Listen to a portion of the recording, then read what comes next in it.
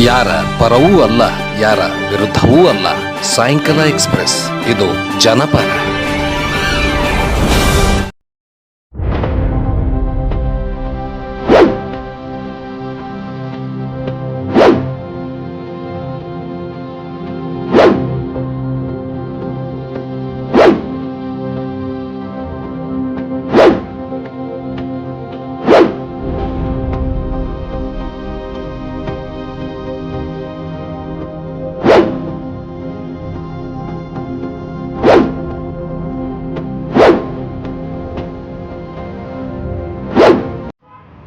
ಮಾನ್ಯರೇ, ನಾನು ಶಿವಶಂಕರ್ ಎಚ್ ಮಣೂರ್, ವಕೀಲರು, ಕಲಬುರಗಿ ಪೀಠ, ಉಚ್ಚ ನ್ಯಾಯಾಲಯ ಕಲಬುರಗಿ ಪೀಠ.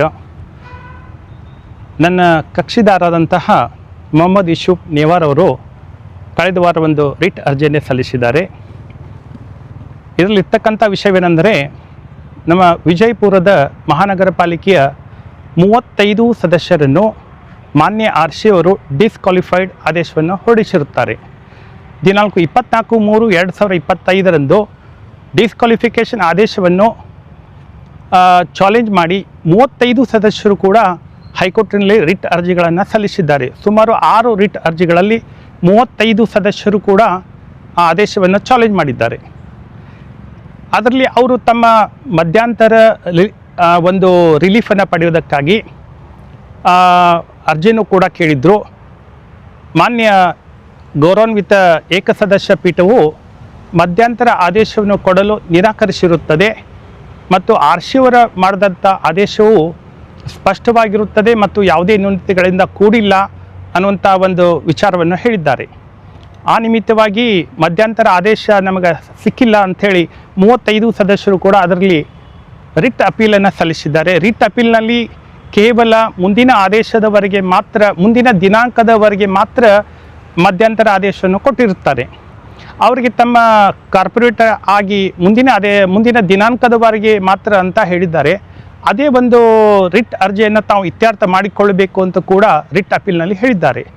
ಇದುವರೆಗೂ ಕೂಡ ರಿಟ್ ಪಿಟಿಷನ್ಗಳು 6 ರಿಟ್ ಪಿಟಿಷನ್ಸ್ಗಳು ಕೂಡ ಹಾಗೆ ಪೆಂಡಿಂಗ್ ಇವೆ ಮತ್ತು ಯಾವುದೇ ರೀತಿಯ ಮುಂದಿನ ಆದೇಶಗಳು ಆಗಿರೋದಿಲ್ಲ. ಇಂಥ ಸಂದರ್ಭದಲ್ಲಿ ನಮ್ಮ ಕಮಿಷನರ್ ಅವರು ಕಳೆದ ತಿಂಗಳ ಒಂದು ಲೆಟರನ್ನು ಇಶ್ಯೂ ಮಾಡ್ತಾರೆ RC ಅವರಿಗೆ. ಈ 23ನೇ ಅವಧಿಗಾಗಿ ಇಲೆಕ್ಷನನ್ನು ಮಾಡಬೇಕು, ಮೇಯರ್ ಮತ್ತು ಉಪಮೇಯರ್ ಅವರ ಇಲೆಕ್ಷನವನ್ನು ಮಾಡಬೇಕು ಅನ್ನೋಂಥ ಒಂದು ಲೆಟರ್ನಲ್ಲಿ ವಿಚಾರವನ್ನು ತಿಳಿಸಿದ್ದಾರೆ. ಅದೇ ರೀತಿ ದಿನಾಂಕವನ್ನು ಕೂಡ ನಿಗದಿಪಡಿಸಬೇಕು ಅಂತ ಮಾನ್ಯ RC ಅವರಿಗೆ ಕೇಳಿದ್ದಾರೆ. ಇಂಥ ಸಂದರ್ಭದಲ್ಲಿ ಇವರು 35 ಜನ ಡಿಸ್ಕ್ವಾಲಿಫಿಕೇಷನ್ ಆಗಿದ್ದು, ಆ ಡಿಸ್ಕ್ವಾಲಿಫಿಕೇಷನ್ ಸೆಟ್ ಅಸೈಡ್ ಆಗದೇನೆ ಮತ್ತು ಪ್ರಕರಣವು ಇತ್ಯರ್ಥವಾಗದೇನೆ ಮತ್ತು ಯಾವ ರೀತಿಯಾಗಿ ಇವರು ಇಲೆಕ್ಷನನ್ನು ಮಾಡ್ತಾರೆ, ಡಿಸ್ಕ್ವಾಲಿಫೈಡ್ ಆದಂಥ ಸದಸ್ಯನ ತೆಗೆದುಕೊಂಡು ಮೇಯರ್ ಅಥವಾ ಮೇಯರನ್ನು ಉಪಮೇಯರ್ ಹೇಗೆ ಮಾಡ್ಲಿಕ್ಕೆ ಬರುತ್ತದೆ ಅಂತ ಒಂದು ಪ್ರಶ್ನೆಯನ್ನು ಎತ್ತಿ ಮಾನ್ಯ ಯೂಸುಫ್ ನೇವಾರ್ ಅವ್ರು ಏನು ಮಾಡ್ತಾರೆ ಅಂತಂದರೆ, ಮಾನ್ಯ RCಗಳಿಗೆ ಒಂದು ಮನವಿಯನ್ನು ಸಲ್ಲಿಸ್ತಾರೆ. ಆದರೂ ಕೂಡ ಇದನ್ನು ತೃಪ್ತಿ ಆಗದೆ ಇದನ್ನು ಹೈಕೋರ್ಟ್ನಲ್ಲಿ ಪ್ರಶ್ನಿಸಬೇಕು ಅನ್ನುವಂಥ ವಿಚಾರದಲ್ಲಿ ರಿಟ್ ಅರ್ಜಿಯನ್ನು ಸಲ್ಲಿಸಿದ್ದಾರೆ. ರಿಟ್ ಅರ್ಜಿಯನ್ನು ವಿಚಾರಣೆ ಮಾಡಲಾಗಿ ಮಾನ್ಯ ನ್ಯಾಯಾಲಯವು ಆ 35 ಜನ ಸಲ್ಲಿಸಿರುವಂಥ ರಿಟ್ ಪ್ರಕರಣಗಳನ್ನು ಒಟ್ಟಿಗೆ ವಿಚಾರಣೆಯನ್ನು ಮಾಡಬೇಕು ಅನ್ನೋಂಥ ಒಂದು ನಿರ್ಣಯಕ್ಕೆ ಕಳೆದ 13/8/26 ಒಂದು ಆದೇಶವನ್ನು ಮಾಡಿದ್ದಾರೆ. ಅಲ್ಲಿ ಸರ್ಕಾರಕ್ಕೆ 1 ರಿಂದ 5 ಸರ್ಕಾರಕ್ಕೆ ನೋಟಿಸನ್ನು ಇಶ್ಯೂ ಮಾಡಿದ್ದಾರೆ. ಅದೇ ರೀತಿಯಾಗಿ 35 ಸದಸ್ಯರು ಕೂಡ ನಾವು ಪಾರ್ಟಿ ಮಾಡಿದ್ದೇವೆ. ಅದರಲ್ಲಿ 6 ರಿಂದ 40 ರೆಸ್ಪಾಂಡೆಂಟ್ಸ್ ಏನಿದ್ದಾರೆ, 35 ಸದಸ್ಯರಿದ್ದಾರೆ. ಅದು ಪ್ರಕರಣವನ್ನು ಅವ್ರು ಹಾಕಿರೋ ಪ್ರಕರಣಗಳು ಒಟ್ಟಿಗೆ ಇವತ್ತಿನ ದಿನ 19/8/2026ನೇ ತಾರೀಕಿನ ದಿನ ಪ್ರಕರಣವನ್ನು ವಿಚಾರಣೆಯನ್ನು ಮಾಡಲಾಗಿದೆ. ಎಲ್ಲ ಪ್ರಕರಣಗಳನ್ನು ವಿಚಾರಣೆ ಮಾಡಲಾಗಿ ಮಾನ್ಯ ನ್ಯಾಯಾಲಯವು ಈ ಎಲ್ಲ ಪ್ರಕರಣಗಳನ್ನು ಒಟ್ಟಿಗೆ ನಿರ್ಣಯ ಮಾಡಬೇಕಾದಂಥ ವಿಷಯ ಇದೆ. ಎಲ್ಲ ಪ್ರಕರಣದಲ್ಲಿ ಯಾವ್ಯಾವ ಪ್ರಕರಣದಲ್ಲಿ ನೋಟಿಸ್ ಇನ್ನೂ ಜಾರಿ ಆಗಿಲ್ವೋ ಅಂಥ ಪ್ರಕರಣದಲ್ಲಿ ಮತ್ತು ಈ 35 ಸದಸ್ಯರುಗಳಿಗೆ ತುರ್ತು ನೋಟಿಸನ್ನು ಜಾರಿ ಮಾಡಬೇಕು ಅಂತ ಕೂಡ ಆದೇಶವನ್ನು ಮಾಡಿದ್ದಾರೆ.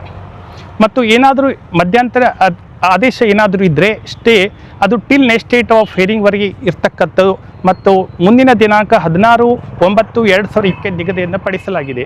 ಅವತ್ತಿನ ದಿನ ಎಲ್ಲ ಒಟ್ಟಿಗೆ ಹೇರ್ ಮಾಡಿ ಒಂದು ಇತ್ಯರ್ಥಕ್ಕೆ ಬರುವಂಥ ವಿಚಾರ ಮಾನ್ಯ ನ್ಯಾಯಾಲಯವು ಆದೇಶದಲ್ಲಿ ಹೇಳಿರುತ್ತದೆ. ಇದು ನನ್ನ ಇವತ್ತಿನ ಆದಂಥ ಪ್ರಕರಣಗಳ ಬಗ್ಗೆ ವಿಷಯ. ನಾನು Shivashankar H Manur, advocate, high court. ಧನ್ಯವಾದ. ಯಾರ ಪರವೂ ಅಲ್ಲ, ಯಾರ ವಿರುದ್ಧವೂ ಅಲ್ಲ.